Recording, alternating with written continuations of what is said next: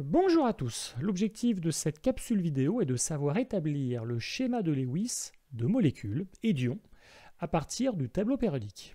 En observant ces exemples de schémas de Lewis de molécules, vous remarquerez que ces schémas de Lewis ressemblent étrangement à des formules développées de molécules. On a juste ajouté des doublés non liants, on va en parler dans quelques instants. On commence par quelques rappels. Voici le tableau de classification périodique réduite avec uniquement les 18 premiers éléments chimiques constitués de 8 colonnes et non 18.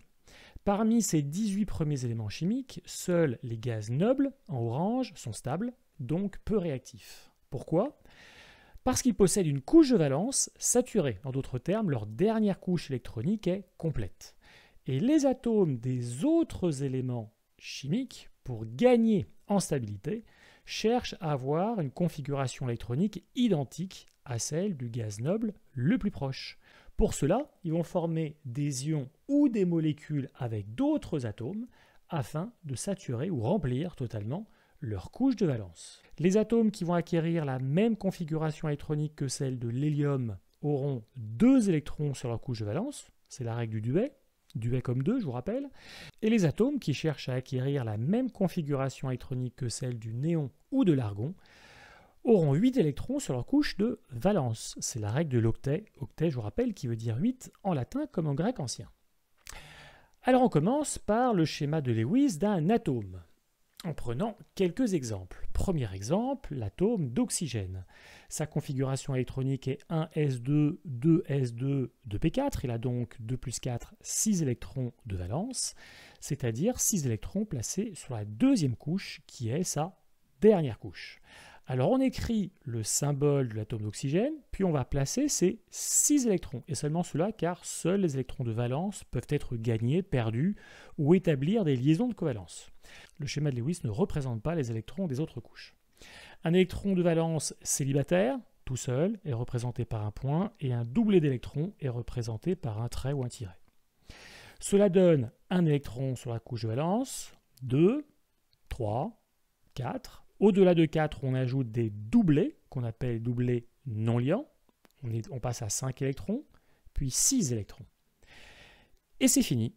Voici le schéma de Lewis de l'atome d'oxygène. Alors, pour qu'il soit stable, l'atome d'oxygène cherche à gagner 2 électrons. Donc, si on cherche le schéma de Lewis de l'ion-oxyde, O2-, on ajoute 2 électrons comme ceci. Et voici le schéma de Lewis de l'ion-oxyde, O2-. Allez, on prend un autre exemple, l'atome de sodium qui a comme formule chimique Na. Sa configuration électronique est 1s2, 2s2, 2p6, 3s1. Il est d'ailleurs dans la première colonne du tableau de classification périodique, donc on peut en conclure qu'il a un seul électron de valence. Donc on va représenter son unique électron de valence par un point. L'atome de sodium va chercher à perdre un électron, son unique électron. Donc le schéma de Lewis de l'ion sodium est le suivant. Allez, on prend un dernier exemple, l'atome de chlore, qui a pour configuration électronique 1s2, 2s2, 2p6, 3s2, 3p5. Il est donc dans la 7e colonne du tableau de classification périodique réduite. Concernant son schéma de Lewis, on écrit son symbole et on place 1, 2, 3, 4, 5, 6 et 7 électrons. Pour l'ion Cl-, vous avez sûrement compris, on ajoute un électron afin qu'il y ait bien respect de la règle de l'octet, comme ceci. Voici maintenant le schéma de Lewis de quelques atomes, et on va utiliser cette représentation pour écrire le schéma de Lewis de quelques molécules. Alors, les molécules sont constituées d'atomes liés entre eux par des liaisons de covalence, ou doublés liants, qui représentent la mise en commun d'un électron chacun. Alors, pour la molécule de chlorhydrogène, on place les atomes d'hydrogène et de chlore face à face, et mettant un électron chacun en commun, il y a création d'une liaison de covalence. Pour la molécule d'eau, c'est le même principe, on obtient ce schéma de Lewis.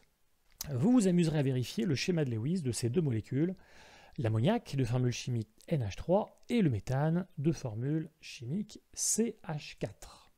Alors je voudrais que ce soit bien clair dans votre esprit, tous les atomes qui cherchent à acquérir 8 électrons de valence, sachant qu'il y a 2 électrons par doublet, possède nécessairement 4 doublés. Donc la somme des doublés liants et non liants est égale à 4. Dans cet exemple, l'atome d'azote possède 3 doublés liants et un doublé non liant. Une deuxième règle qui peut vous aider à ne pas vous tromper, c'est que le nombre de liaisons de covalence qu'un atome forme avec d'autres atomes est égal au nombre d'électrons qui lui manquent pour avoir 8 électrons de valence. C'est vrai pour les atomes présents dans une molécule. Je reprends cet exemple. Il manque à l'atome d'azote 1, 2, 3 électrons pour en avoir 8 sur sa couche de valence.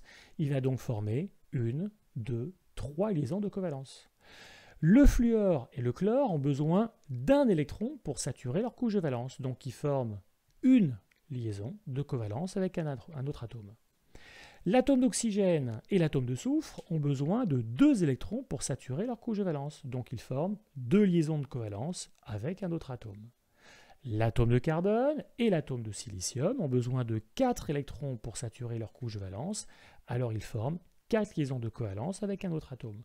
Pour une même molécule, ces deux règles sont toujours respectées.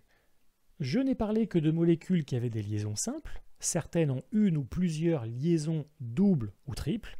Par exemple, la molécule dioxygène, dont le schéma de Lewis est le suivant. Alors, pour éviter les erreurs, pour revenir à ce que j'ai dit précédemment, on vérifie à chaque fois. Chaque atome d'oxygène est bien entouré de 4 doublés et possède bien 2 liaisons de covalence, puisqu'il lui manque 2 électrons pour respecter la règle de l'octet. On a l'habitude de placer les doublés non liants des atomes d'oxygène ainsi. Pour le diazote, qui a besoin de 3 électrons pour respecter la règle de l'octet, cela vous donne ce schéma de Lewis avec une liaison triple. Dernier exemple, le dioxyde de carbone, on trouve ce schéma de Lewis. Alors qu'en est-il des ions polyatomiques? Pour l'ion H3O+, on ne peut pas le représenter autrement que comme cela, puisque l'atome d'hydrogène ne forme qu'une liaison de covalence. L'atome d'oxygène possède bien 4 doublés, liants et non liants. Tout va bien en ce qui concerne la première règle, mais l'atome d'oxygène possède 5 électrons d'après ce schéma de Lewis, et non 6. Vous vous rappelez, 2s2 signifie qu'il devrait avoir 6 électrons sur sa couche de valence. Donc il en a perdu un. Il est donc chargé positivement. Autre exemple, l'ion HO-, l'atome d'oxygène cette fois-ci possède 7 électrons, soit un de trop. Il est donc chargé moins. On termine cette étude avec des molécules qui ont un schéma de Lewis un peu particulier. BH3 est une molécule qui possède un atome de bore, qui se situe dans la 3e colonne, possède donc 3 électrons de valence. Donc son schéma de Lewis est celui-ci, 3 électrons célibataires représentés par des points.